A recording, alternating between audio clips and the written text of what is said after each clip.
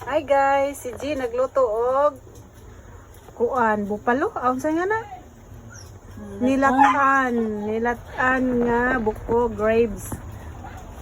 Ayo ana. Kaya ana. Murag ana ba? Kaya Oh, sige. Kaya hindi malata siya.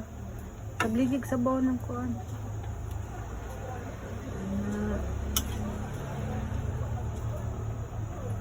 Wow. Kamu na siya mulutog nilataan guys. So, kana siya ikapanghambog siyang bana. Huwag siyang mga friend. Okay. Iduot ng karang side, ana. Wow, kalami. Kang G ng buhat guys ha.